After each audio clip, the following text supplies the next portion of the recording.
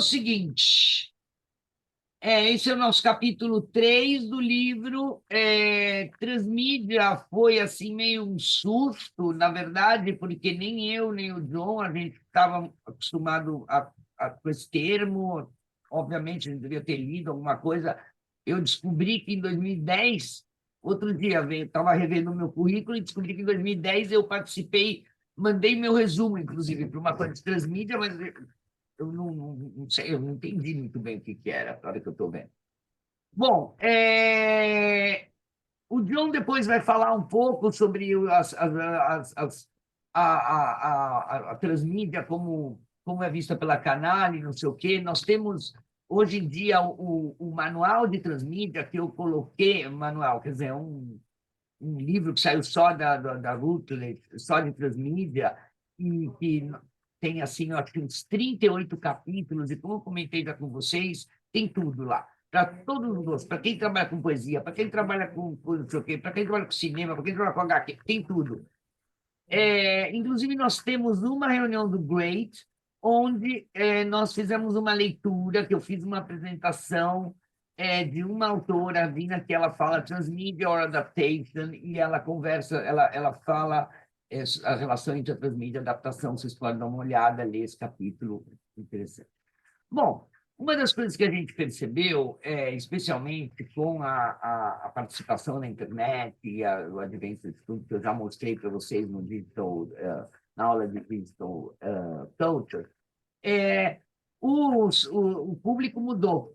Antes a gente só olhava, a gente só curtia, agora a gente entra, fala o que a gente acha, escreve uma coisa no Twitter, manda um recado e faz um fanfiction das coisas que a gente gosta.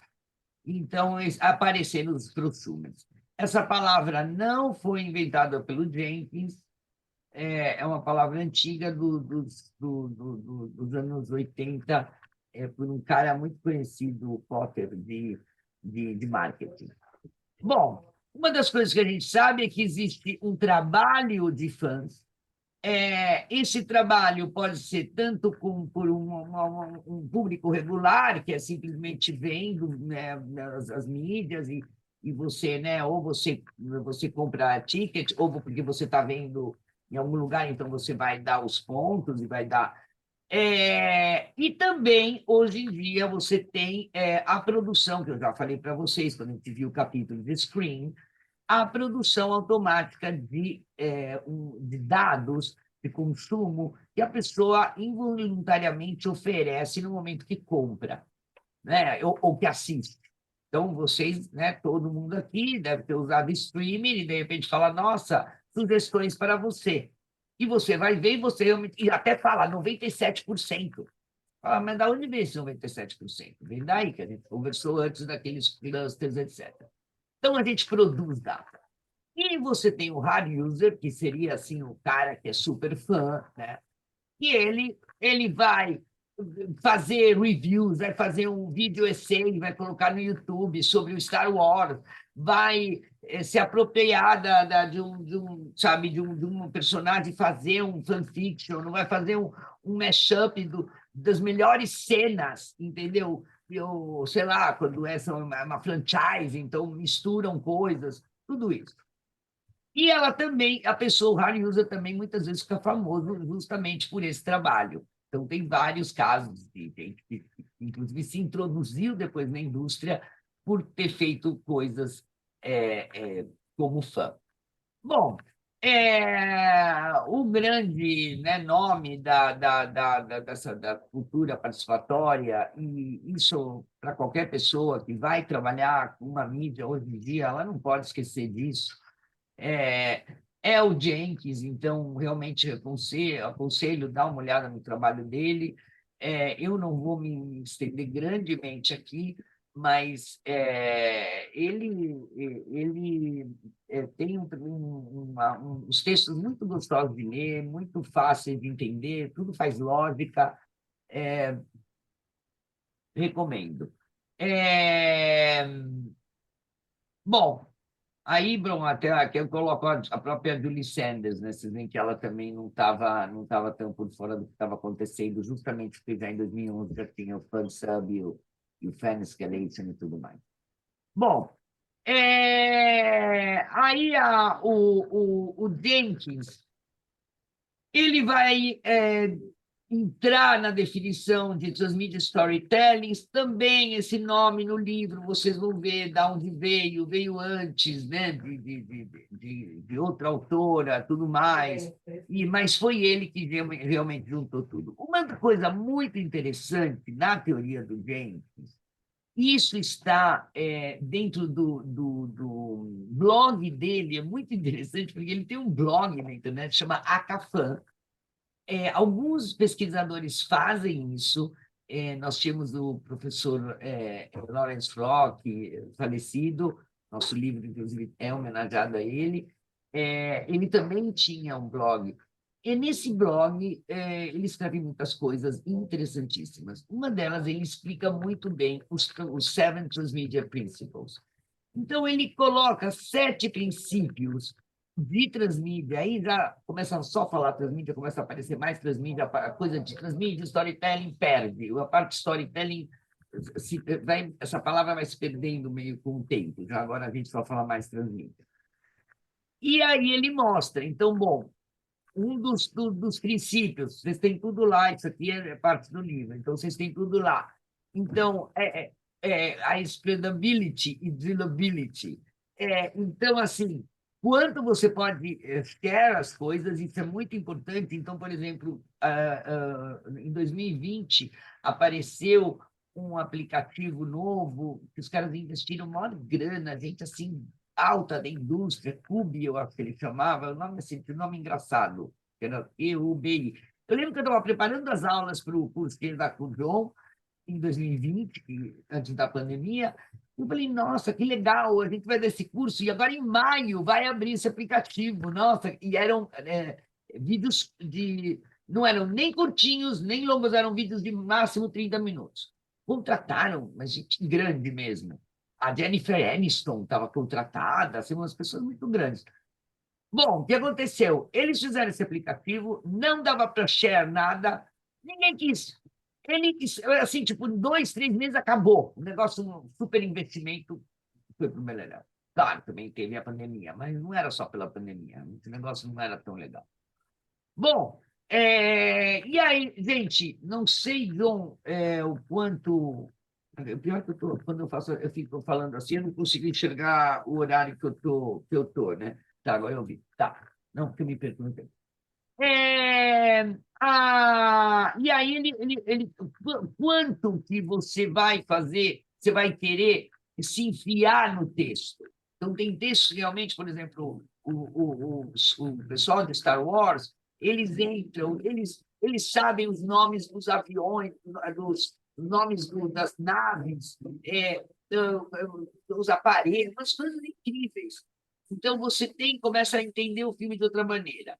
Então, continuidade e multiplicidade. Tá? Continuidade, é claro, você ter, por exemplo, os sequels, os prequels, ter toda que tem a ver dentro do próprio universo. Tá, depois a gente vai ter, né, o pessoal que reclama, né, que dá o problema dos fandoms, justamente por isso, porque não faz parte não combina com o universo daquele criado antigamente. A multiplicidade é porque você pode fazer, então, os universos paralelos, outras versões. Então, isso é muito também estimulado pelo Spider-Man, que é um bom exemplo de como você pode fazer isso múltiplo. Inclusive com outra cor do personagem, né? Que a personagem é negra. No Star Wars também. Então, no Star Wars você tem, né? Então, esses são... Aí você mistura o passado com o presente. Imersão versus extratibilidade. Fiction in real life. Então, assim, immersion são todas aquelas experiências imersivas. Então, por exemplo, essas exposições estão sendo feitas hoje aqui em São Paulo, e devem rodar também em algum lugar aí no Brasil, Então, tá, você, Van Gogh, então você entra lá e você parece que você está entrando dentro do quadro, os caras projetam umas telas e você se sente dentro, não sei o que lá, fazem um. Você pode até, alguns, no Van Gogh não tinha, mas eu já vi algumas que, por exemplo, eles te deixam no clima, colocam um som da época. é, eu já vi umas que tem até uma coisa sinestésica, você coloca cheiros, né, aromas. Então, isso seria uma imersão. E extractivity é quando você pega o que você pode pegar da fantasia e transformar em produto para você, por exemplo, levar para casa os action figures, quando você leva um bonequinho, né? Então, você leva um sabre de luz, um laser saber, uma coisa assim. Bom, world building é essa coisa de você criar todo um universo, criar todo um mundo. E aqui eu dou um exemplo. Ai, desculpem. Ai, peraí. Aqui eu dou. Oh, meu Deus, é que eu meto aqui e ele vai embora. Aqui eu dou exemplo. Tem que entrar nesse site que o cara não, que fez esse desenho, eu não consegui achar o dono, não consegui colocar no livro. Mas coloca todas as ligações entre um e outro personagem. Um é irmão do outro, que é tio de não sei quem, que namora com esse, que era casado com outro, sabe? Toda a história. Aqui no Star Wars a mesma coisa. Isso era feito à mão por muitos fãs. É, tá, então seria seriality, então você ter esse tipo de formato episódico, que é uma coisa que, inclusive, aí, claro, vocês lendo o livro, vocês vão ver, os autores, então, voltam para o século XIX, quando a gente já tinha esse tipo de situação. Aliás, o pessoal que estuda a serialização sempre faz bastante esse tipo de referência. Também aí eles, bom, aí depois quando eu falar do Star Wars, porque antes as pessoas faziam tudo isso à mão. Então, gravavam episódios, guardavam em tapes, depois que tudo isso foi parar no YouTube, né, no Vimeo, certo? É, tá, subjetividade. Então, você usa a subjetividade para você fazer então toda essa expansão do teu universo e colocar, né, uns spin-offs, fazer uma coisa assim. É, Eles também mencionam a trabalhar com por exemplo, quando você trabalha com found footage, então aí tinha toda uma coisa enorme que eu tinha escrito, depois eu cortei, não deu para colocar no livro, mas muito interessante, pesquisas com found footage, que você, né, aquela coisa, um exemplo típico é o Bruxa de Blair, em que você encontra nossa, e alguém encontrou uma gravação. Hoje em dia tem muita gravação. Antigamente era carta, encontraram uma carta que tinha sido escrita por uma pessoa e não sei o que lá, e deu umas dicas. Hoje é muito, por isso que até é found footage, porque se fez muito isso no passado, inclusive histórias até, bom, eles voltam para a história de cinema, era um jeito de fazer filme barato, e encontramos isso, e agora só nós sabemos, estamos mostrando isso para você, então faz toda a história em cima disso. Aí depois a performance, então, como que os fãs entram dentro e participam da história, e as maneiras. Então, você pode fazer, a produção pode fazer isso de uma maneira explícita. Então, por exemplo, desculpem, fazer o público participar, por exemplo, como no caso do Bandersnatch, escolha o que vai acontecer agora. Ele vai tomar essa pílula ou não vai tomar? Ele vai quebrar a televisão ou vai se jogar pela janela? Então, você fica, né, sentindo que você está participando muito mais, ou implícito no social media. Então, aí você está, né? Entre na nossa página, curta a nossa página, blá, blá, blá, mande um recado para nós. Tá, e depois os fan extensions, né? Que você tem os fan reenactments, então isso você tem muito. os fãs, assim, né, fazendo de novo o filme, então você tem vários exemplos. Múltiplo Fair, né, você tem vários fazendo o mesmo pedaço. E lip sync, isso, tem alguém aqui que está no grupo, que agora eu não vou lembrar o nome, por favor, coloque o no chat, que eu sei que está trabalhando com legendagem que não é, tipo, tá vendo? É lip sync social media pose. Então, eu estou até querendo, já entrei em contato, convidar para dar um webinar para nós, essas pessoas que fazem legendagens ou dublagens inventadas, né? Então, o grande exemplo é do Hitler Rant, Hitler Rant, que tem assim um negocinho enorme. Todo dia eles colocam alguém que colocou um Hitler Rant diferente sobre alguma coisa em algum lugar do mundo. Então é divertidíssimo entrar lá. Bom, aqui eu dou alguns exemplos. Então, tem o Raiders of the Lost Ark, The Adaptation, que é um filme de 89, gente, que é muito legal, que é um bando de moleques que passou assim. Todo verão eles filmavam um pedaço do filme The Raiders of the Lost Ark. E eram moleques, e era assim com Super 8, era uma coisa assim super tosca. Não sei se era Super 8, acho que era vídeo já, que era nos anos 80. Muito legal essa história. Tem um documentário muito engraçado, legal assistir, eu assisti. Bom, depois tem outros exemplos. Esse do Cowboy Rex, eu adoro. Deixa eu ver se dá tempo.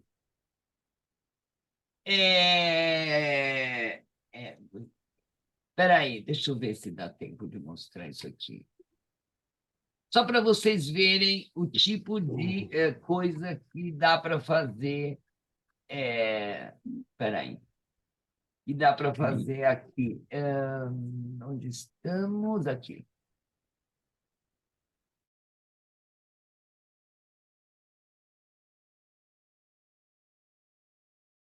Bom, esse vídeo tem, acho que deve ter já 3 milhões de views agora. Deixa eu ver, quer ver? É, esse Hunain, ele se especializou. 18 milhões de views já. 18 milhões de views. Ele faz tudo. Esse é um dos exemplos. Bom, tá. Então, essa é uma análise do que o Roth faz do fanfiction como extra legal text, que você não deveria pagar copyrights. Agora, como disse o John, eu não me arriscaria a fazer muito um fanfiction de um bruxinho numa escola inglesa, entendeu? Que pode dar problema. Eu mostro nesse capítulo outras coisas, a gente mostra outras coisas de muito interessantes de prosumers, como músicas. Então, por exemplo, George Lucas Rape Our Childhood, os vídeos dos auronautas, que são video shreddings. Gente, quem está fazendo video shredding? Alguém respondeu aqui? Eu lembro que tinha uma pessoa que estava fazendo isso, ninguém falou. Tem uma pessoa que estava estudando isso, eu lembro, então deve estar aqui. Então, é muito legal ver, por exemplo, Star Wars A Minus Winning Throne Room, que é a cena do trono do Star Wars famosa, só que sem a música, sem a trilha sonora, sem aquela famosa. Tan, tan. Nossa, é muito engraçado. Você ouve os caras entrando assim na sala. Depois as coisas que eles fazem, né? O Kylo React, então eles fazem o Adam Driver falando uns absurdos, falando umas outras coisas, eles mudam, eles fazem um Star Wars deles, que eles mudam todas as coisas, é muito engraçado. Olha aqui, eu coloco, tá? The Dice are douchebags. Não, é muito, muito divertido. Tá, e aqui. Tá. Antes o pessoal dava maior problema você fazer isso, esses fanfics. Então, apesar de que o blog, etc., fala que tudo bem, mas assim, uma coisa é o pessoal, outra coisa, uma coisa é a academia falar, outra coisa é realmente a empresa.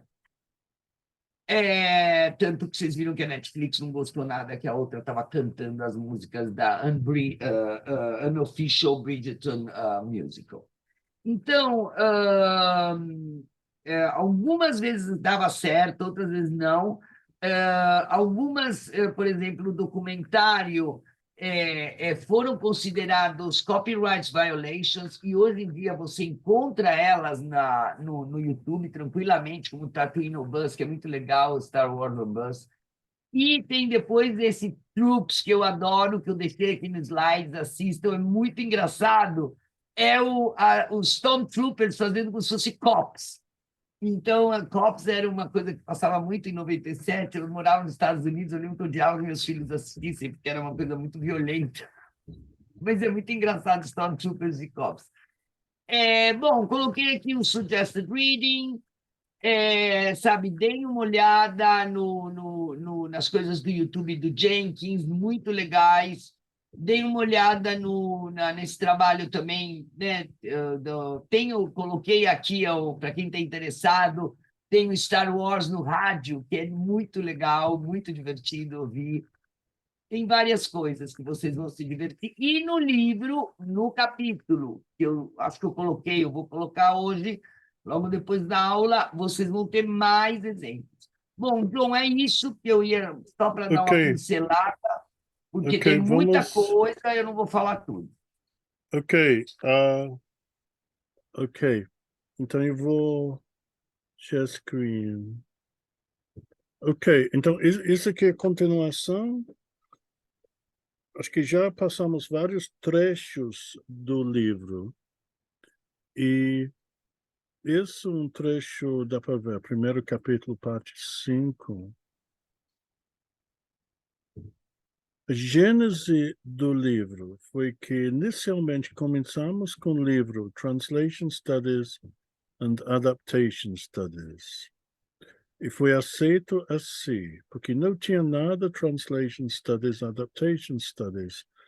Aí entramos em Transmídia. E eu falei para a Silvia, não vou aceitar isso, porque o contrato é Translation Adaptation Studies. E falou, o que já vamos fazer? Aí, mas, muito pelo contrário, Rutledge fica, e o palestrista, que é o organizador da série, ficou muito contente pelo fato que incluímos Transmedia Studies, porque basicamente não há nenhum livro que cobre as três áreas. E parece que não há nenhum livro que cobre Translation Studies e Adaptation Studies, e muito menos Translation Studies, Adaptation Studies, Transmedia Studies. Acho que falamos na primeira aula. Falei, acho que mostrei uma primeira parte do capítulo inicial. Aí eu coloquei a ideia de duas solitude, dois solidões, que eu dá para falar em inglês, mas eu aprendi isso em francês no Canadá. Duas sociedades. Para quem esteve no Canadá, culturalmente há pouquíssimo contato entre Quebec e Canadá anglófono. Mesma coisa na Bélgica, entre Wallonie e Flandres. E eu acho que eu falei na primeira aula, falta de contato, falta de congressos, falta de pessoas, estudiosos, professores, acadêmicos estudando as várias áreas. De uma certa maneira, isso é compreensível. O estudo na universidade exige especialização numa certa área. você acaba sendo especialista naquela área. Em muitos casos, você tem contato com muitas poucas pessoas no mundo inteiro. E você fica isolado. Você fica num tipo de solidão. E essa imagem que eu estou usando aqui, seguindo uma Audrey Canales, francesa, sobrenome em catalão, eu vou lendo aqui e fazendo alguns comentários nessas três áreas. Trois Solitude, Translation Studies, Adaptation Studies, and Transmedia Studies.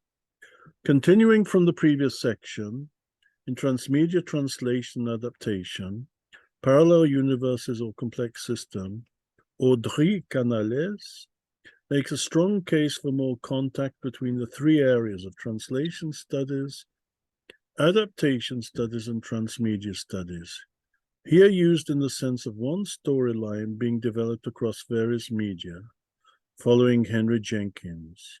Quoting Cobus Maré, acadêmico sul-africano, trabalhando na universidade, não sei, Bloemfontein, acho que não é Bloemfontein, acho que é Bloemfontein. What is needed is the ability to embrace paradoxical perspectives, to supplement new insights to existing ones, without replacing what may be of use in the existing perspectives. She mentions the lack of contact and mutual interest very much as Milton Keynesaki did some 10 years earlier, though he did not include transmedia studies. Não me lembro, acho que não citei semana passada, não mencionei, mas eu escrevi um artigo, acho que foi 2009 agora, que eu pensei que essas duas áreas, Adaptation Studies, Translation Studies, possam juntar. Eu estava muito, muito otimista nesse meio tempo e não vi quase nada.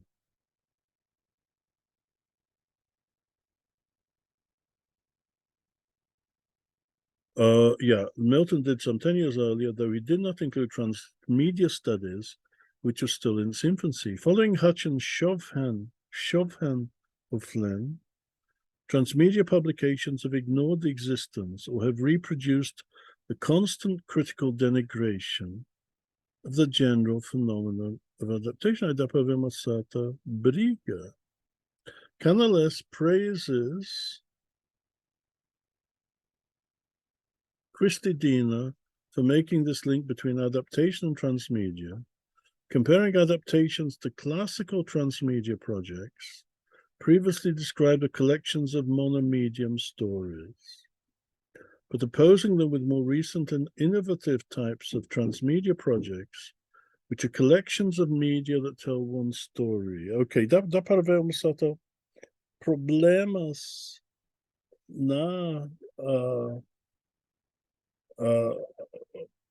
problemas na terminologia, problemas nas denominações.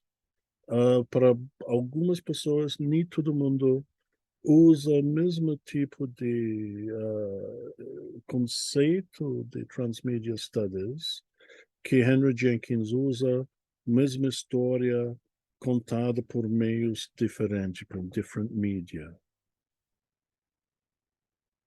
Likewise, in their solitude, very few adaptation publications mention transmedia. Canales counts the number of times important peer-reviewed journals in translation studies and adaptation studies use the term transmedia. Adaptation, nome da revista, specializing in film adaptations, 29 times from 2011 to 2019. Target, one of the most respected translation studies journals, doesn't use the term transmedia nenhuma vez de 2012 a 19. Meta, the long-running Canadian translation journal, which existed since 1955, has never mentioned transmedia, and neither has the other important Canadian journal TTR. On the other hand, such as with the term audiovisual translation, game localization, or film brought a large number of results. Canales agrees that today texts are seldom monomedia. Nearly all publishing houses offer their works online, and many are also in audiobook form. Using the words of Frederick Chaumet, the definition of translation must remove its straitjacket, camisa de força, in order to embrace these new narratives and products which are appearing in the audiovisual world. And supporting Hutchin and O'Flynn, and Eckert Voigt and Pascal Nicklaus, adaptation studies must get away from its concentration on film adaptations, overcoming the discursive self-enclosure of the film culture paradigm. Likewise, Canales echoes the critique of Cobos-Marais, Rainer Milayet, that translation scholars sticks to an extremely narrow conceptualization of translation as interlingual. Ok, então uma crítica aqui, então várias críticas. Vamos passar essa sentença de novo, porque acho que tem muita coisa nesse parágrafo aqui. Ok, today's texts are seldom monomedia. Ok, o que a gente está enfatizando nesse curso. Todas as editoras, os livros dá para comprar online, dá para comprar, dá para fazer o download também. Então, a tradução, os estudos da tradução deveriam acolher as novas mídias. Primeiro, uma crítica dos estudos de tradução hoje em dia. Outra crítica aqui, adaptation studies, ainda a maioria dos artigos são sobre adaptações de filmes, adaptações fílmicas de romances. Então, tradução como interlingual, temos que pensar, temos que quebrar essas barreiras, derrubar essas barreiras. In similar vein, Canales cites the work of Minako Hagen. Sim, ela escreve bastante sobre localização. Points to the tendency of translation theorists to hold technology at arm's length. They're also aware of the need to consider translation as entertainment. This is supported by Max Giovanari's statement that transmedia enhances the similarities between fiction and games. This immersive physical engagement and enjoyment can also be seen in film theme parks. Thus, it seems that there is still some resistance in adaptation studies to include play, jogo, brincadeira, by translation and adaptation theorists, although it can be considered as multimodal, intersemiotic in recreation. Canales summarizes her ideas. It appears that the paradigms of adaptation studies, translation studies, and transmedium studies are parallel universes that sometimes use identical terms to describe identical or similar topics, while showing little evidence of mutual interest. Translation studies still mainly focuses on verbal text and on top-down approaches to authorship. Adaptation studies is only starting to embrace transmedia narratives, whereas transmedia studies take textuality in a broader sense, fully embracing participatory culture. By doing so, transmedia studies appropriates the conversation about transmediality, ignoring its debt to adaptation studies. What is needed is greater inter- or transdisciplinarity between the areas. Canales repeats Voigt's critique that translation and adaptation studies have been slow to accept the fact that nowadays fans and the public take part in story making and the translation and adaptation of these stories. Então, o que Voigt está dizendo aqui que Transmedia Studies está muito mais envolvido com o que acontece hoje em dia no mundo real. E também, a gente vai ver outro ponto importante daqui a pouquinho. Public participation in the story world building is a phenomenon that is here to stay, that translation and adaptation scholars must for this acknowledge, thereby resulting in adaptation and translation's current lack of visibility in the academic conversation sparked by the emergence of transmedia storytelling. Então, dá para o que a gente está vendo aqui, que transmídia está muito mais ligado ao mundo atual e também, eu acho que uma coisa que não está aqui hoje está em outra parte do capítulo, que transmídia, em muitos casos, envolvido na área comercial. Eu coloquei o termo outro dia, acho que quando a Lene estava falando, qual era? Practice theorists, que alguém que é praticante, mas também teórico. Tem muita gente na área de transmídia trabalhando em áreas comerciais, empresas que vão usar as várias mídias para divulgar seus produtos. Academics working in TS and AS must escape from their comfort zones and embrace new forms of workings with literature and language.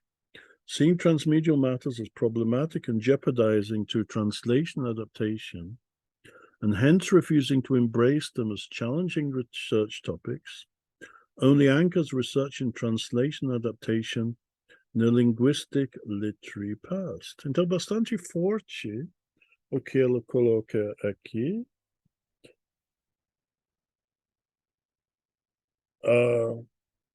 As áreas, as pesquisas na área da adaptação e tradução bastante limitadas, com relativamente pouca relevância no mundo atual,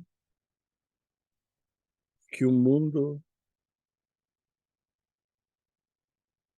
com uma grande relevância e importância das várias mídias, das ligações entre as mídias da transmídia. Ok, então não sei se abrimos pontos para discutir agora. Como que vai ser? Olha, John, eu só queria falar para eles, eu acabei de colocar, seria legal discutir um pouco, porque é uma coisa nova, e eu tenho certeza que vocês devem ter perguntas, e aproveitem, porque Sim, realmente sim. coisa para a gente conversar. O que eu queria falar, por exemplo, eu coloquei para vocês verem a nossa reunião do Great, que foi a reunião do dia 4/11, eu acho que foi a última, inclusive, porque eu acho que a gente não chegou a fazer em dezembro, eu não lembro, João, acho que em dezembro a gente não fez. Eu apresentei o capítulo Transmedia Adaptation, Revisiting the No Adaptation Rule, Christy Dina. Lá, ela vai rebater, porque o que aconteceu? Esse livro é de 2018, então as coisas começaram aí em 2010, isso também está no livro, no capítulo de Transmídia, a gente tem o Sindicato de Produtores Americanos, que é o Producers Guild of America, ele assumindo o crédito de transmídia. Não existia. Foi o primeiro crédito incluído pelo que eu entendi, desde que tinha sido criada essa associação de produtores americanos, nunca tinha sido incluído um crédito novo, entendeu? Eram os créditos que sempre tiveram. Diretor, produtor, eletricista, ator, sei lá, essas coisas. Eles mudaram e colocaram o crédito de transmídia, produtores de transmídia. Agora, o que eles falavam? Que pelo menos tinha que ter dois produtos Então, para ser considerado ser considerado uma transmídia. Então, aí, e claro, tinha que ser diferente, quer dizer, não adianta você pegar o livro, aí depois você pega e faz uma outra edição do livro. Não, isso aí não seria. Então, bom, tem que ser um produto diferente, tem que ser um produto que ou está ligado ou está continuando, mas haviam colocado essa proposta de mínimo, não, desculpa, mínimo 3. Aí é isso que eles discutem. Começou a se discutir isso. Gente, 2010, já passaram 13 anos. Não, mas tem que ser 2, mas tem que ser 3, mas é um absurdo. Então, aquele cara colocou Transmídias Alive, blá, blá, blá.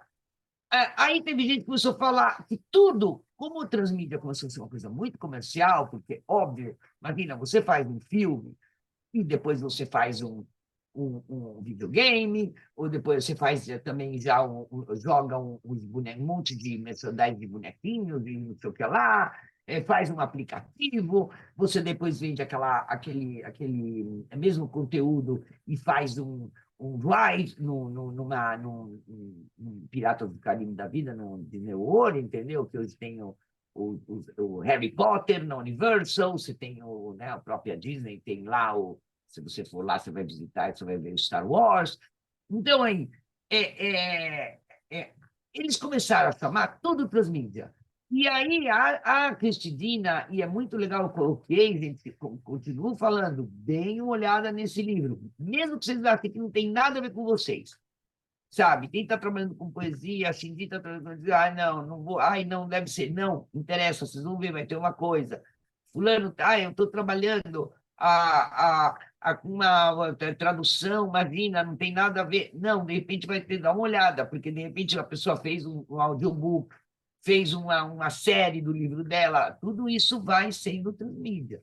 E aí ela discute, não, isso é adaptação. Porque aí o pessoal começou a falar, não, não é adaptação. E aí ela discute isso, muito interessante, uma coisa teórica, mas ela é uma das primeiras pessoas, a tese dela, inclusive, foi a primeira coisa que eu li sobre transmídia. Assim, muita coisa eu aprendi lendo a tese dela, que está também online e tudo mais. Gente, falem um pouco. O que vocês escreveram aqui? Alguém quer falar alguma coisa? Natália, eu sei que você ligou a câmera porque você quer trabalhar com isso. O que vocês estão pensando? O que vocês acharam do que a gente mostrou? Vocês já conheciam o Jenkins? Falem um pouco. Aqui eu quero o John, estou falando do Richard Grant. Vamos lá, vai. Não dá para ouvir. Não, não, tô esperando alguém falar, alguém que trabalhe com isso, porque para mim é até difícil de entender. Imagino. Quando eu vim para o curso, eu vim pensando numa ideia de tradução muito restrita, texto literário. Aí, quando começou legenda, isso, aquilo, sabe assim, parece que Ok, o mundo se abre e, ao mesmo tempo, dá uma sensação assim de, meu Deus, eu não sei nada. sim, acho que a ideia do curso foi basicamente isso. A gente estava vendo que na USP, grande maioria nas teses, dissertações, na área de tradução, antigamente Tradusp, agora Tradusp foi incorporado no Letra. São basicamente reflexões sobre traduções literárias. Eu sempre gostei muito da Casa Guilherme de Almeida. A Casa Guilherme de Almeida tem sido um tipo de incubadora, mas a ênfase total da Casa Guilherme de Almeida é na tradução literária. Muitos alunos saem da Casa Guilherme de Almeida com projeto para fazer uma dissertação tese na USP, mas seguindo linhas totalmente literárias. A gente está tentando sair um pouco disso. Ô, John, então o pessoal.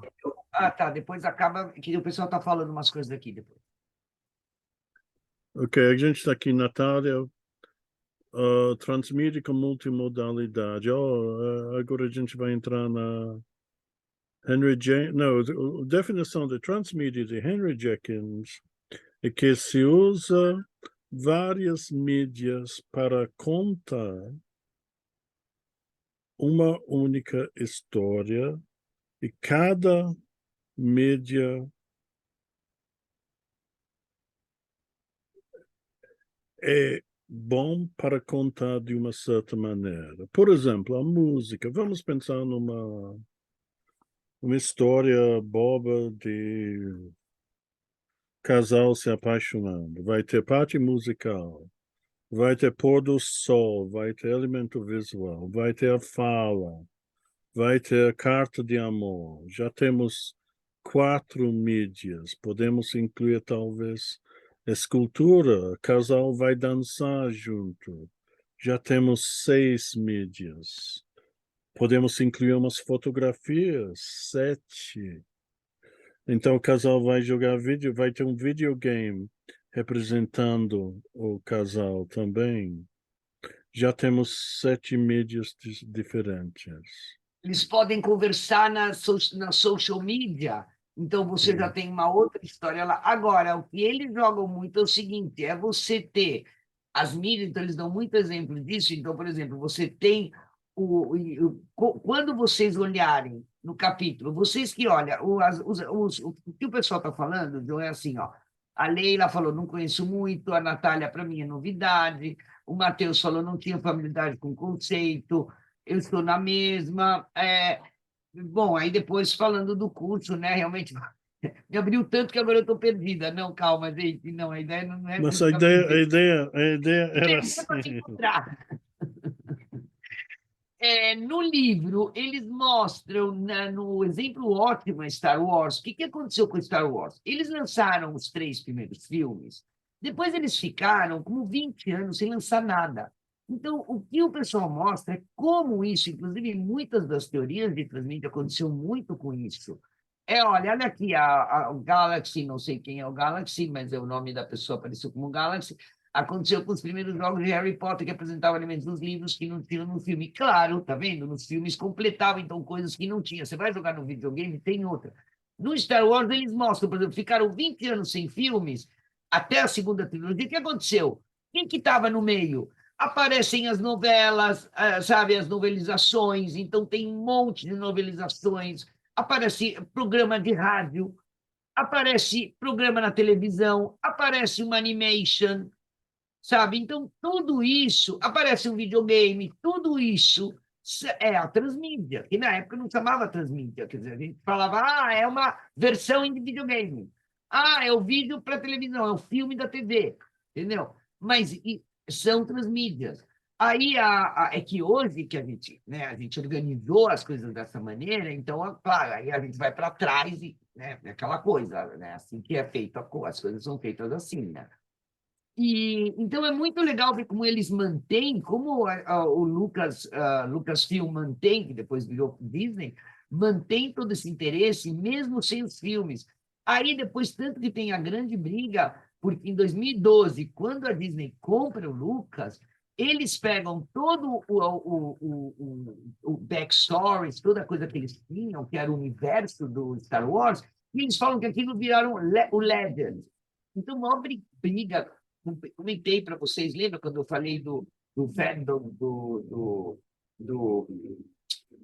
fandom disturbance, etc., do pessoal do Star Wars, que era isso, vocês não usaram, vocês não... Uma das raivas, um deles, né? Alguns eram misoginia, bom, estupidez mesmo. Mas alguns falavam isso, mas como assim? Vocês jogaram tudo fora, vocês não estão usando? Sim, em Harry Potter é a ideia de tornar o conto em um curta 2D e colocar dentro do filme. Outra coisa do Harry Potter é aquele livrinho de culinária que eles fizeram, né? E também ela fez também um outro livro quando, né, ainda ligado ao Harry Potter, que também é um tipo um spin-off, histórias e não sei o quê. Eu sei que eu segui no, do, do, no jornal. Aqui eles estão colocando trocar o WhatsApp entre eles. Não entendi o que é. O que é o WhatsApp entre eles? É uma possibilidade de transmídia dentro de um filme. Eles vão fazer escultura, vão assistir filme, vão dançar. Eu já vi filminho que mostra a tela de WhatsApp dos atores, dos personagens trocando entre si. Sim, só que esse exemplo que o John deu, eu estou com medo que confunda um pouco vocês, porque é o seguinte, ele deu o exemplo de outras mídias inseridas no mesmo filme. Sim, Isso sim, é uma sim. coisa. Não. Mas o problema é que o conceito mesmo de transmídia são outros produtos. Então, são esses exemplos que eu estava dando. Então, o exemplo é o produto filme, depois você tem o produto livro, depois você tem o produto action figure, depois você tem o produto ride, você tem o produto disco que você pode comprar. Você tem hoje, inclusive, os concertos, eles têm os concertos de Star Wars, que o pessoal toca a música do Star Wars e faz umas projeções, assim. Então, isso é outro produto. Então, são produtos, tá? Só para não misturar as coisas que eu acho que você pode... Tá, o que está falando aqui? Peraí. Contos do Beadle, o Bardo. Ela fez uma literatura básica de estudo. Não conheço, gente. Eu sou fã de End of Green Gables. Tem os filmes dos anos 80. Ai, vocês estão falando umas coisas ótimas, mas eu não estou conhecendo. Silvia, Fala. se você tem os eventos que podem originar dessas franquias, por exemplo, a Comic Con, essas coisas, elas são um produto de transmídia também? Não, o que seria se você fizer uma coisa lá dentro. Então, por exemplo, tem um exemplo que eu dou que eu acho que uma personagem de um herói de coisa de ação, que você podia fazer. Será que era o Batman? Você podia fazer um ride lá dentro. Você ia na Comic Con e lá tinha um negócio que você entrava. Sabe aquela coisa que eles jogam um ar e a pessoa flutua? E ela fica assim, né? Tipo, eu sempre quis fazer isso, nunca vi. Então, isso seria porque isso seria uma experiência. Então, aquilo é um ride, aquilo é um produto, tem um conteúdo, ele tem, inclusive, uma historinha lá dentro. Sempre, você viu? Sempre que tem aqui não sei o que lá, você vai virar o Batman, você vai virar o cara que ajuda o Batman nessa ação. Você pode ver que sempre tem, pode até ser boba a história, tá? Mas qualquer pessoa que tenha ido num ride, assim, meio até esse que eu falei para vocês, de imersão, do Van Gogh, tem uma historinha para você entrar. Então, é um produto tudo aquilo. Aí seria um produto de transmídia. Tá? Você pode analisar, por exemplo, um evento como um produto de transmídia. Tá? Um evento que tenha sido relacionado com, né, que ele venha de alguma coisa. Lembrem que a transmídia ela tem muito a ver, né, com o que a gente estuda de tradução, de adaptação, porque ela é uma coisa que ela é derivada de uma outra coisa. Sempre que você fala de transmídia, você tem que saber quem que é o primeiro, da onde é a matriz disso. Tá aqui, ó. Sim, gente, eu vi, e agora que a gente está revisando o livro eu coloquei, porque saiu agora. O pessoal vai no Bridgerton, o pessoal faz umas festas, que você vai lá nos Estados Unidos, eles fazem umas festas Bridgerton, que você vai lá, você coloca a roupinha, você é convidada pela rainha para tomar chá, não sei o que lá, tem a dança, tudo. Aqui, o pessoal falando, sou fã não conheço, gente, essa Anne, olha, o pessoal está falando Anne of Green Gables. John, você conhece? Sim, Clássico de sim. literatura. Desculpa, Sim. John. Eu não conheço. Fala isso, Zui, que você está escrevendo aqui. Fizeram uma Clássico de série. literatura de menininha anglófona, menina órfã, que é adotada pelos irmãos, mas senhorzinhos, e passa por toda a série de superações e vive uma vida feliz. Conhecia. É uma Ah, série de livros gigantesca, bem aquela coisa menininha boazinha. E faz uns 2, 3 anos, a Netflix fez uma adaptação genial, que eles inserem temas como de racismo, LGBT, eles dão uma roupagem super moderna para a história, eles enfiam personagens secundários que não tinham nos livros, e fica uma coisa muito mais moderna e feminista e tudo o mais, mas ainda naquele cenário canadense do final do século XIX. É bem bonitinho. que legal. E aí você falou que você descobriu que tem um livro de receitas. Então, Esse isso fim de semana eu achei um livro de receitas que ela cozinha, No Canadá, eu sei que tem todo um fandom também. No Canadá tem um musical, você pode visitar a casa que ela morou. Tem uma série nos anos 80 que foi feita com base nos livros, então tem todos esses spin-offs da história original.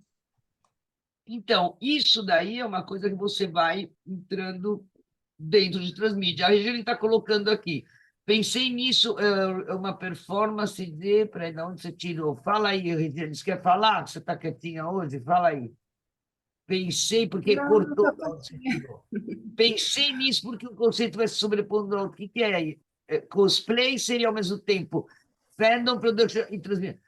O cosplay é a pessoa, quer dizer, o cosplay é quando. Isso seria uma immersion, seria até quando eu mostrei daqueles princípios de transmídia, mas não é um produto de transmídia, tá? Um produto é quando você tem um produto, você tem um conteúdo, você tem um produto, não interessa que ele seja. Pode ser um livro, pode ser uma fantasia que você comprou, mas só que aí não tem uma história, entendeu? Normalmente ele é mais complexo. Para você dizer que você vai pegar o teu crédito de transmídia lá no Producers Guide of America, Guild of America, você tem que ter, sabe, tem que ser tipo, tá, era um livro, era um filme, aí depois virou um videogame, depois eu peguei e fiz uma festa nesse tema. Isso também pode ser. E todo mundo que ia lá tinha que usar pulseirinha e não sei o que lá. E teve uma. Quem entrava lá entrava no universo da personagem. Então ia ser um dos convidados da festa de aniversário dessa personagem. É uma história, você está criando uma expansão da história matriz.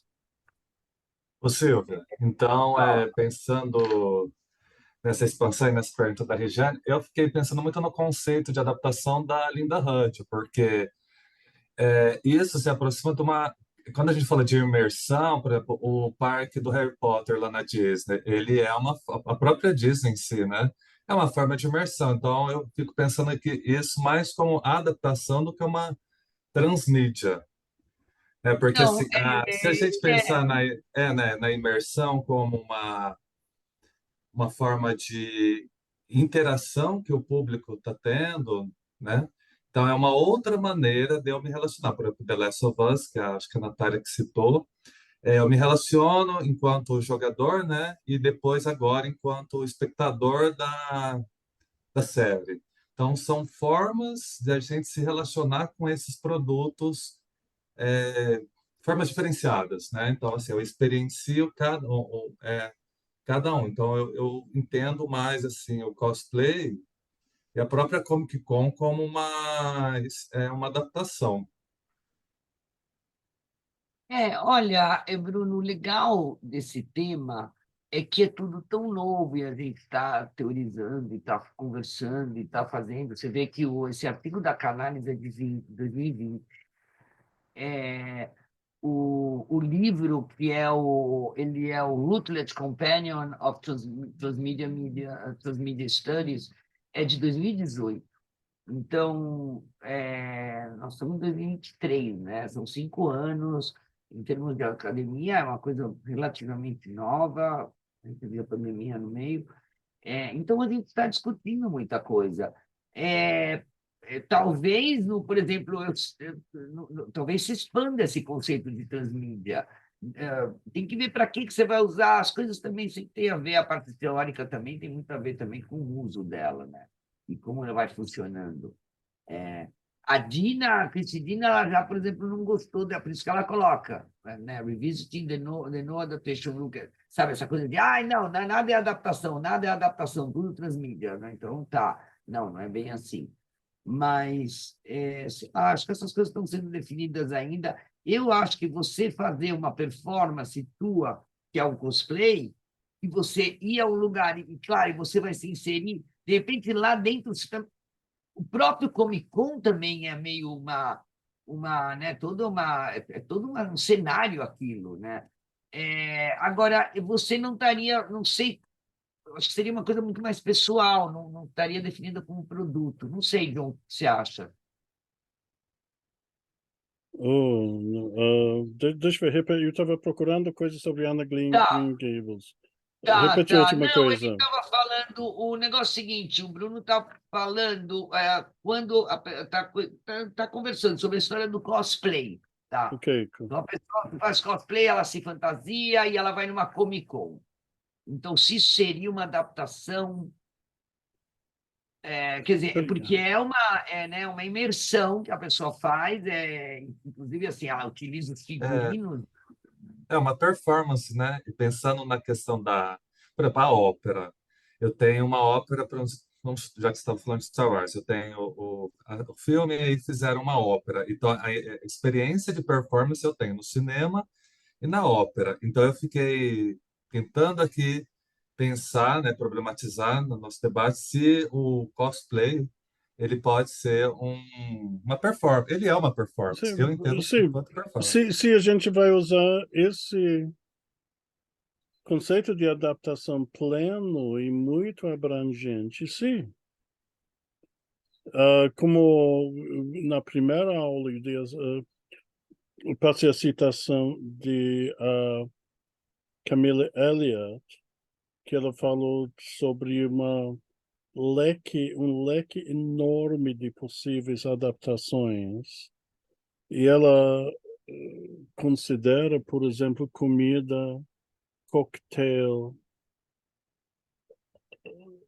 roupa, todas como forma de ver um assunto, todos como formas de adaptação. Assim, eu acabei, enquanto eu não estou vendo, eu estava o fato que Anna of the Green Gables foi muito, muito popular no Japão. E há várias adaptações de Anne of the Green Gables no Japão. E parece que foi muito popular nos anos, quando tinha os anos logo depois da Segunda Guerra, quando o Japão estava sob controle dos Estados Unidos. E um dos elementos principais foi para discutir. Claro que o Anne é uma menina que tem seus princípios, suas próprias ideias, a ideia para realmente tentar desenvolver uma certa independência na parte da mulher japonesa para tentar ser outro possível baliza para contra o militarismo que era dominante até a Segunda Guerra. Então, isso mostra outra maneira na qual Anna of the Green Gables foi usada, adaptada, nesse caso no Japão, onde viram muito, muito popular. Leia o artigo que eu passei para vocês agora. Mas roupa é muito importante também. Roupa pode ser vista como certo tipo de adaptação. Inclusive a gente falou isso quando no Screen, quando eu falei de Screen, né, a história de adaptação e fashion, né, a importância disso e a importância quando você faz um filme, você pode mudar tudo ou estragar tudo. Olha, gente, é uma coisa nova, não tão nova hoje em dia, não pense que também é tão nova, que novidade, meu Deus, nunca ninguém viu isso, não, já lá fora o pessoal está trabalhando já com isso. Eu acho que vale a pena dar uma olhada, vale a pena dar uma olhada, vocês vão gostar. Posso fazer uma pergunta? Por favor, Glaucio. De repente fuja um pouco dessa discussão agora, mas é que quando o professor começou a dar alguns exemplos, né, é uma interação entre personagens, aí eles vão no cinema, vem uma exposição de arte, sei lá. E aí me lembrou de uma palavra acho que na primeira aula, que é a ecfrasis. Onde entra a ecfrase? Dá para fazer esse conceito por ser uma forma de abordar uma arte visual dentro de outras, sei lá, literatura, tal. Tem alguma coisa a ver com transmídia? Não. O John, o exemplo que o John deu, gente, não era de transmídia. Ele quis dar um exemplo mostrando do que poderiam ser várias mídias. John, mas fala sobre a ênfase. Ecfrase. Peraí, eu não estava escutando muito bem. Faça a pergunta Não, de é novo sobre porque... ecfrase. Pergunta aí aqui, fala aí, vai, Glaucio, repete.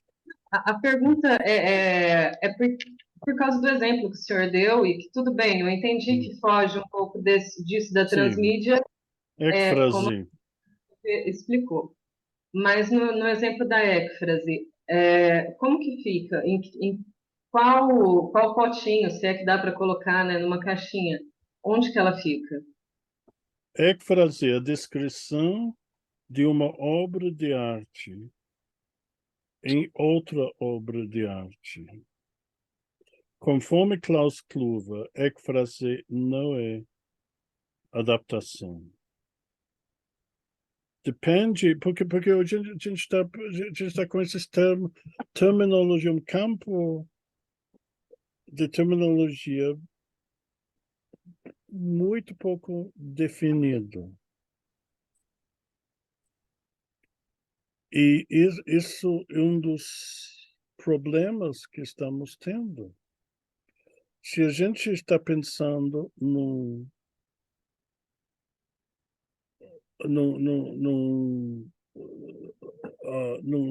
tipo de sentido amplo, um livro que descreve, vamos dizer, um poema, como o poema muito famoso de John Keats, descrevendo a urna, o pote grego.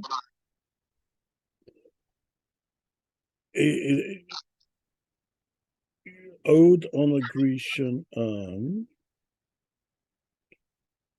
Se a gente está usando um sentido amplo da adaptação, sim, é uma adaptação daquela urna, daquele pote, daquela cerâmica grega, torna-se um poema. Num sentido amplo, sim. O problema é que nessa área, tipo campo minado da adaptação, não há definições muito fixas. Se não aceitamos, junto com Klaus Kluwer é um professor que esteve na USP várias vezes, trabalha muito com literatura comparada, com poesia visual. Ele escreveu nesse livro de Thomas Leach, que a gente tem divulgado, ele escreveu um ensaio sobre ecfrase, dizendo que ecfrase não é adaptação.